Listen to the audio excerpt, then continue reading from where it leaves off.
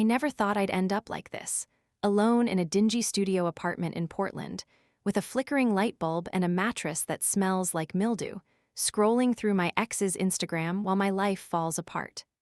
My name's Emily, I'm 25, and just a few months ago, I thought I had it all. A boyfriend who'd do anything for me, friends who always had my back, and a job at a cute coffee shop that paid the bills.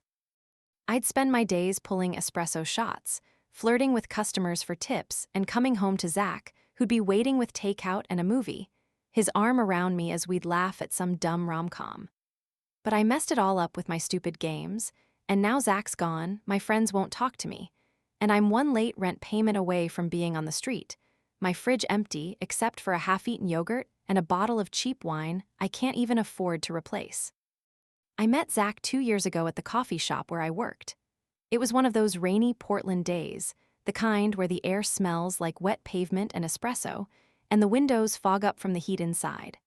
I was behind the counter, my apron stained with coffee grounds, my hair in a messy bun, forcing a smile for the customers even though I was exhausted after a double shift.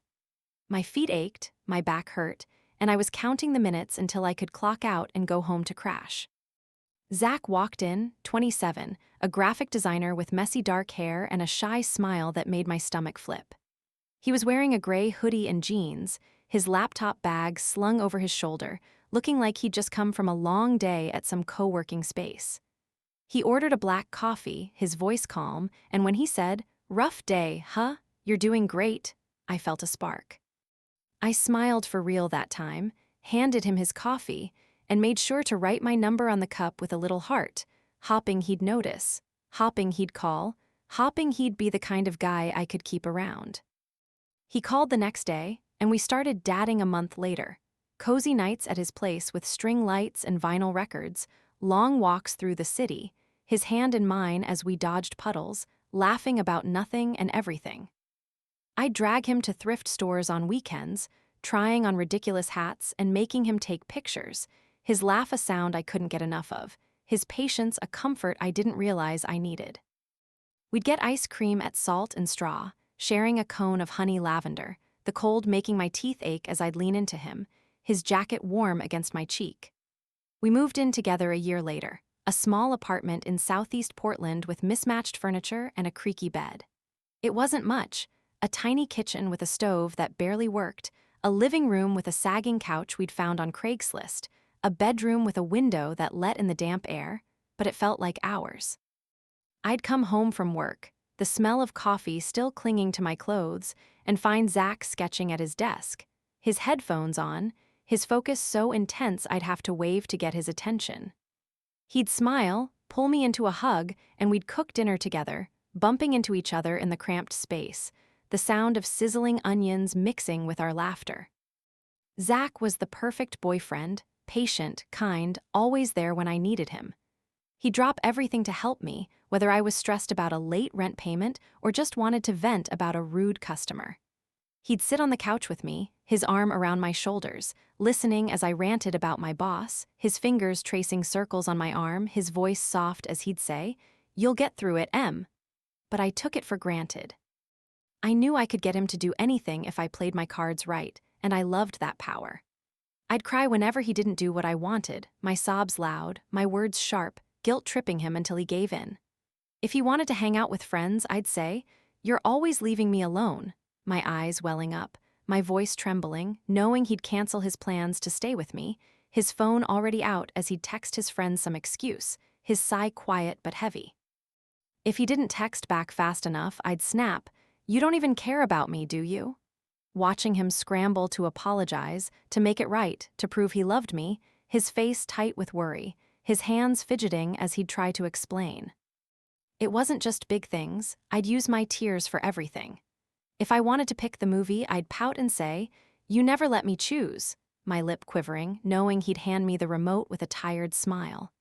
If he was late coming home from work, I'd be waiting at the door, my arms crossed, my eyes already wet, saying, "I was worried sick, Zach. Don't you care how that makes me feel?" He'd apologize, pull me into a hug, and promise to be better, even though I knew he'd been stuck in traffic, even though I knew I was overreacting, even though I knew I was wrong. I knew it wasn't fair, but I couldn't stop. It felt good to have that control, to know I could make him bend to my will with a few tears and some well-placed words, to know I could keep him close, keep him mine, keep him where I wanted him. I told myself I was just scared of losing him, that I was showing him how much I needed him, but deep down, I knew it was more than that. I wanted to be the center of his world, the only thing that mattered, and I'd do whatever it took to keep it that way, even if it meant hurting him, even if it meant breaking him, even if it meant breaking us. Zach tried to talk to me about it a few times, his voice gentle but firm, his hands in his pockets as he'd stand in the doorway of our bedroom, his brow furrowed with concern. "Emily, I feel like I'm always walking on eggshells," he'd say, his eyes searching mine, his tone soft but serious. "I can't do anything without you getting upset or crying. I love you, but this isn't healthy for either of us. We need to figure this out, or it's going to ruin us." I'd brush him off, my tone sharp, my defenses up, my guilt a quiet ache I refused to face. "You're overreacting, Zach," I'd snap, rolling my eyes, my arms crossed, my voice dripping with irritation. "I'm just emotional, I can't help how I feel. If you loved me, you'd understand, you deal with it, you'd be there for me, no matter what." He'd sigh, his shoulders slumping, his silence a sign he was giving in, and I'd take it as a win, thinking I'd always come out on top, thinking I'd always have him, thinking I'd always win, not realizing I was pushing him further away with every tear, every fight, every game I played, not realizing I was setting myself up for a fall I couldn't stop, a fall I couldn't survive, a fall I didn't see coming. It was a foggy Saturday night, the kind of evening that felt heavy, like something bad was about to happen, the air thick with mist, the streetlights casting a hazy glow outside our window. Zach was in the living room working on a design project, his laptop glowing, his focus intense, his headphones on as he sketched something on his tablet, his brow furrowed in concentration. I was in the kitchen, packing, my phone in my hand, fuming because he'd refused to cancel his plans with friends. He'd been looking forward to their game night for weeks. They were going to play some board game at his buddy's place, the kind of nerdy thing he loved, the kind of thing that made him light up, the kind of thing I didn't want him to have, not tonight, not when I wanted him with me, not when I wanted him to choose me over everything else. I'd asked him to stay home earlier that day, my voice whiny, my eyes already tearing up, my hands twisting the hem of my sweater as I stood in the doorway of the living room. "I just don't feel like being alone tonight," I said, my lip quivering, my tone high, expecting him to give in like always, expecting him to drop everything for me, expecting him to put me first, like he always had, like I thought he always would. But this time, he didn't. "Emily, I've canceled on them 3 times already because of you," he said, his tone firm, his eyes meeting mine, his frustration clear in the way his jaw tightened, the way his hands gripped the edge of his desk. "I need this. I've been working nonstop, and I need a break, need to see my friends, need something for myself. I'll be back in a few hours, you'll be fine." His words felt like a slap, his refusal a crack in my control, a crack I couldn't handle, a crack I couldn't accept, a crack I needed to fix, no matter what it took, no matter who it hurt, no matter what it cost. I felt a surge of anger, my need to win outweighing everything else, my need to keep him close outweighing my love for him, my need to be the center of his world outweighing any sense of fairness, any sense of right, any sense of wrong. I stormed into the living room, my phone hitting the floor with a thud, my hands shaking, my voice loud, my tears already falling, my emotions a storm I wanted him to feel, a storm I wanted him to drown in, a storm I wanted him to surrender to. "You're really going to leave me like this?" I shouted, my voice cracking, tears streaming down my face, my chest heaving, my hands clenched into fists at my sides, my body trembling with rage, with fear, with desperation. "I told you I don't want to be alone tonight, Zach. I told you I need you here, I'm struggling, and you don't even care. Don't you care about me at all? Don't you care about us, about what we have, about what I'm going through, about what I need right now?" My words were a weapon, my tears a trap, my anger a force I wanted him to feel, to break under, to give in to, like he always had, like I thought he always would, like I needed him to. Zach pulled off his headphones, his movements slow, his face a mix of exhaustion and something else, Something cold, something hard, something I'd never seen before, something that made my stomach drop, something that made my heart race, something that made me realize I might have gone too far. He set his laptop aside, stood up, and stared at me, his eyes dark, his jaw tight, his hands still at his sides, his silence heavy, his presence a wall I couldn't break through. "I'll be gone by morning, Emily," he said, his voice flat, his words cutting through me like a knife. Then he paused, his eyes narrowing, his voice dropping even lower as he added, "I've been talking to someone else, someone who doesn't play games like you do. I'm done." My world stopped. My tears froze on my cheeks, my breath caught in my throat, my mind a whirlwind of shock and disbelief. Someone else?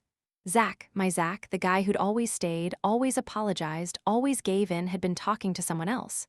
The room spun, my knees buckled, and I grabbed the edge of the couch to steady myself, my voice a broken whisper as I choked out, "What do you mean, someone else? You're lying, you have to be lying." But he was. He turned and walked to the bedroom, his steps steady. His decision made, leaving me standing there, my tears falling, my heart shattering, my world crumbling beneath my feet. I followed him, my voice desperate, my hands reaching for him, my words a plea I thought he couldn't ignore. "Zach, please don't do this," I sobbed, my hands grabbing his arm, my tears soaking my shirt, my voice breaking with every word. "You can't leave me for someone else. You can't do this to me. I'm sorry, okay? I didn't mean it. I was just upset. I was just scared. You can't just replace me like that." But he pulled away, his movements cold, his silence louder than my sobs. "I'm done, Emily," he said, his back to me as he started packing a bag, his hands steady, his decision final. I watched him pack, my mind racing with questions I didn't want the answers to. Who was she? How long had this been going on? Was she prettier than me, better than me, more than me?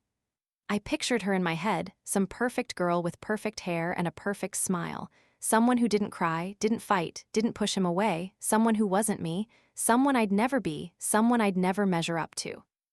My tears fell silently now, my heart breaking with every item he put in his bag. His hoodie, his sketchbook, his charger. Each one a reminder of the life we'd had, the life I'd lost, the life he was giving to someone else. That night, I sat on the couch, staring at the door, hoping he'd change his mind, hoping he'd come back, hoping I hadn't just been betrayed, hoping I hadn't just been replaced, hoping I hadn't just lost everything. But deep down, I knew the truth. I'd gone too far, and he'd found someone else, someone better, someone who wasn't me, someone who'd never be me, someone I'd never be. Zach left the next morning, just like he said he would. I stood at the door, my hands trembling, watching him walk away with a single bag over his shoulder, his goodbye a quiet "take care, Emily," his voice empty, his eyes avoiding mine, his steps steady as he disappeared down the hallway, the sound of his footsteps fading, the sound of my world ending, the sound of my heart breaking. The door closed behind him, and the silence that followed was suffocating.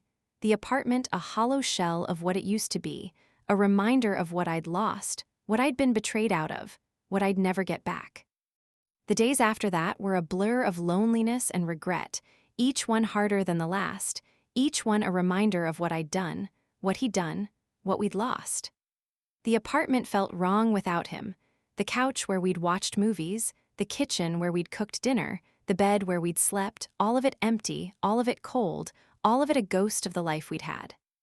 I'd walk past his desk, his chair empty, his sketches gone, his laptop no longer there, and feel a sharp pain in my chest, a pain I couldn't ignore, a pain I'd caused, a pain he'd caused, a pain I'd have to live with. I'd see his mug on the counter, the one he'd always use for his morning coffee, the one with a stupid cartoon dog on it, and I'd break down, my tears falling into the sink, my hands gripping the edge of the counter, my body shaking, my mind a mess, my heart a wreck, my life a disaster. My friends started pulling away, tired of my drama, tired of my tears, tired of me, tired of the mess I'd become. I'd call them, begging for support, my voice shaky, my words desperate, my need for them a lifeline I thought they'd throw. "I just need someone to talk to," I'd say, my phone pressed to my ear, my tears falling, my voice breaking, hoping they'd show up, hoping they'd care, hoping they'd be there like they used to be, like I thought they'd always be. But they didn't answer, didn't text back, didn't show up, didn't care, didn't want me, didn't have room for me in their lives anymore, not after everything I'd done, not after everything I'd said, not after everything I'd become. "You're too much, Emily," one friend texted, her words harsh, her tone final, her rejection a dagger to my heart. "We can't keep dealing with your drama. You pushed Zach away, and now you're pushing us away too. We're done." Her message stung, but I couldn't argue. I'd been a mess for too long, always crying, always complaining, always making everything about me, always dragging them into my chaos, always expecting them to fix it, even when I didn't deserve it. I tried to reach out to others, desperate for someone, anyone to be there, to listen, to help me through this, to tell me I'd be okay, to tell me I wasn't alone, to tell me I wasn't a failure. I called my friend Sarah, the one who'd always been the most patient, the one who'd always listened, the one I thought would never leave me, no matter what, no matter how bad it got. But even she didn't pick up, her voicemail a cold reminder of how far I'd fallen, her silence a confirmation of what I'd become, her absence a wound I couldn't heal, a wound I'd have to carry, a wound I'd have to bear. I texted her, my fingers shaking, my words frantic. "Sarah, please, I need you. I don't know what to do, I don't know how to handle this, I don't know how to be okay, I don't know how to survive this, I don't know how to live without him, without you, without anyone." But she didn't reply, didn't call back, didn't show up, didn't care, didn't want me, didn't need me, not anymore, not after everything, not after me. I lost my job at the coffee shop a week later, my behavior spiraling out of control, my emotions a storm my coworkers couldn't handle, my drama a burden my boss wouldn't tolerate, my tears a weapon that didn't work anymore. I'd show up late, my eyes red from crying, my hands shaky, my focus gone, my apron wrinkled, my hair a mess, my smile non-existent, my attitude a problem, my presence a liability. I'd snap at customers, forget orders, spill coffee on the counter, my hands trembling as I'd try to clean it up, my mind elsewhere, my heart elsewhere, my life elsewhere, my everything elsewhere. "You're not reliable anymore, Emily," my boss said, her voice firm, her eyes cold, her arms crossed as she stood in the back room, her decision made, her words a final blow to the life I'd had, the life I'd lost, the life I'd ruined. "You're always distracted, always crying, always making it about you, always making it a problem for everyone else. I'm sorry, but we have to let you go." I left the shop that day, my apron in my hand, my tears falling, my future uncertain, my income gone, my stability gone, my purpose gone, my life a mess I couldn't fix. Without a job, I couldn't afford the apartment. I'd already been late on rent, and Zach wasn't there to help anymore, wasn't there to split the bills, wasn't there to pick up the slack, wasn't there to keep me afloat, wasn't there to keep me from drowning, wasn't there to keep me from falling, wasn't there to keep me from breaking. The landlord gave me a week to move out, his voice harsh over the phone, his words final. "You're out, Emily. I can't keep waiting for you to pay, I can't keep dealing with this, I can't keep giving you chances." I spent that week packing what I could into a backpack, leaving behind the life I'd built with Zach, the memories we'd made, the dreams we'd shared, the couch we'd bought together, the dishes we'd picked out, the photos we'd hung on the walls, the life we'd lived, the love I thought we'd had, the future I thought we'd planned.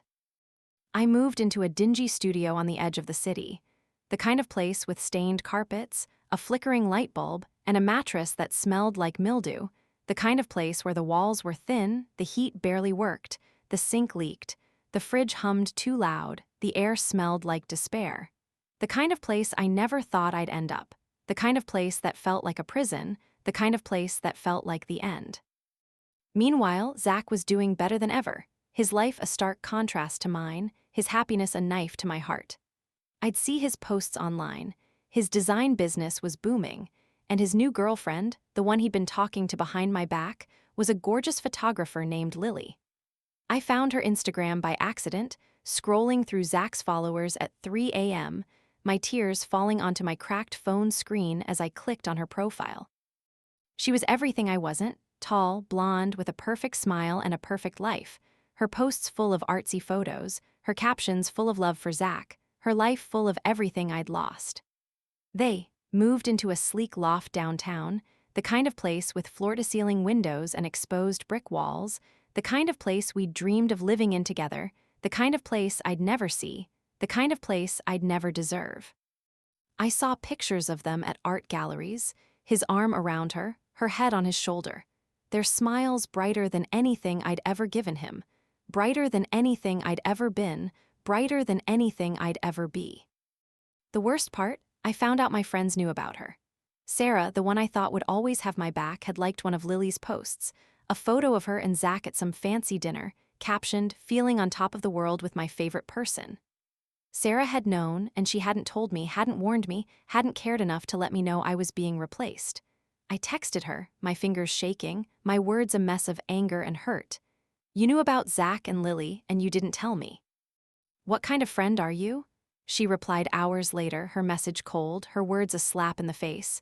"You were a mess, Emily. We all saw this coming. You pushed him into her arms. Don't blame me for your drama." Her words cut deeper than anything Zach had said, deeper than anything I'd felt, deeper than anything I'd ever known. I'd sit in my studio, the cold seeping through the thin walls, the sound of the city a distant hum, the flickering light bulb casting shadows on the stained walls, the smell of mildew filling the air, the weight of my loneliness pressing down on me, the weight of my betrayal crushing me, the weight of my failure breaking me. I'd scroll through Zach and Lily's posts at 2 a.m., my tears falling onto my cracked phone screen, my heart breaking with every photo, every caption, every reminder of what I'd lost, what I'd been cheated out of, what I'd never have again, what I'd never deserve again, what I'd never be again. I'd look at myself in the cracked mirror, my eyes hollow, my hair a mess, my face pale, my skin dry, my lips chapped, my body tired, my spirit broken, my everything gone, and barely recognize the girl staring back at me. A girl who used to laugh, who used to love, who used to have it all. A girl who'd been betrayed, a girl who'd been replaced, a girl who'd lost everything. I've been in this dump of a studio for 3 weeks now, and every day feels worse than the last. Every day a reminder of what I've lost. Every day a reminder of what I've become. Every day a reminder of the betrayal that broke me. I'm sitting on the floor, my back against the wall, my phone in my hand, staring at Zach's latest post, him and Lily at some fancy art gallery, his arm around her. His smile wide, his life perfect. His life everything mine isn't. His life everything I'll never have. His life everything I'll never touch. His life everything I'll never be a part of. His life everything I'll never deserve. My stomach twists, my eyes burn, and I can't stop the tears from falling, can't stop the anger from rising, can't stop the pain from consuming me, can't stop the betrayal from defining me. I keep thinking about that night, the night I screamed at him, the night I cried, the night I said, "Don't you care?" The night he told me he'd been talking to someone else, the night he walked away, the night he broke me. I can still hear his words, "I've been talking to someone else, someone who doesn't play games like you do." The way they sliced through me, the way they shattered me, the way they made me feel like nothing, like less than nothing, like I'd never be enough, like I'd never be her, like I'd never be Lily, like I'd never be anyone. I can still see the way he packed his bag, the way he didn't even look at me, the way he didn't even care that he'd been cheating on me, that he'd been lying to me, that he'd been betraying me, that he'd been breaking me, that he'd been replacing me, that he'd been erasing me. I can still feel the panic, the way my heart dropped when he said those words, the way I begged him to stay, the way he pulled away, the way he didn't even care, the way he'd already moved on, the way he'd already chosen her, the way he'd already forgotten me. And my friends, Sarah, the one I trusted most, the one I thought would always be there, the one I thought would always have my back. She knew about Lily, knew about Zach's new life, knew about his new love, and she didn't tell me, didn't warn me, didn't care enough to save me from the humiliation, from the pain, from the betrayal, from the loss, from the nothing I've become.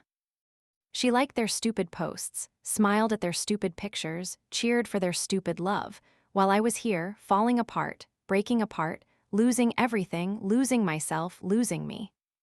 I think about the nights we'd spend laughing at bars, the group chats that used to buzz with plans, the support I used to have, the love I used to feel, the life I used to live, the me I used to be, the me I'll never be again. They're gone now, all of them, because they couldn't handle my drama, because they couldn't deal with my tears, because they couldn't stand me anymore, because they chose Zach and Lily over me, because they betrayed me too, because they broke me too, because they left me too. But instead of looking at myself, instead of seeing what I did wrong, I point the finger at them, at Zach, at Sarah, at everyone who let me down, who betrayed me, who broke me. If Zach hadn't cheated on me, I wouldn't be here. I mutter, my voice low, my eyes fixed on the stained carpet, my hands clenched into fists, my nails digging into my palms, my tears falling onto the floor, my heart racing, my mind spinning, my soul breaking. He should have been honest, should have told me, should have cared enough to fight for us, to stay with me, to love me, not her, not Lily, not someone else, not anyone else. He should have chosen me, should have wanted me, should have needed me, should have loved me, not her, not her, not her. And Sarah, she was supposed to be my friend, supposed to tell me, supposed to protect me, not stab me in the back, not cheer for my replacement, not leave me to drown in this mess, in this pain, in this nothing. They all betrayed me, Zach, Sarah, everyone. They're the reason I'm here, not me, not my actions, not my choices. I know I'm wrong, deep down, but I can't admit it, can't face it, can't let myself see the truth. That I pushed him away, that I drove my friends off, that I gave Zach every reason to look for someone else, that I ruined my own life with my games, my tears, my need to control everything. Instead, I decide to fight back. To make Zach feel the pain I'm feeling, to make him see what he's done to me, to make him come back and fix it, to make him pay for betraying me. I open my phone, my hands shaking, my battery at 5%, my screen cracked, my fingers trembling, my heart racing, my mind buzzing, and start typing a message. My words sharp, my tone desperate. My plan a last-ditch effort to get him back. "You can't just leave me like this, Zach," I write.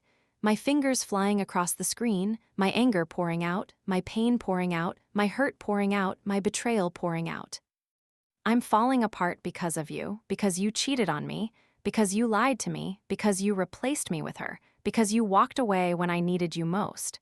Because you left me to deal with this alone, because you left me to hurt, because you left me to break, because you left me to fall, because you left me to lose, because you left me to be this, because you left me to be nothing. Meet me tomorrow at the coffee shop where we met, 2 p.m., or I'll tell everyone what you did to me.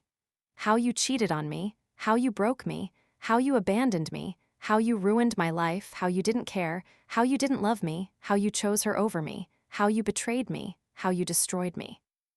I'll post it online, tell Lily, tell your clients, make sure everyone knows what kind of person you really are, make sure everyone knows what you did, make sure everyone knows how you hurt me, how you broke me, how you betrayed me. Don't make me do this, Zach. Don't make me ruin you like you ruined me. Don't make me hurt you like you hurt me. Don't make me break you like you broke me.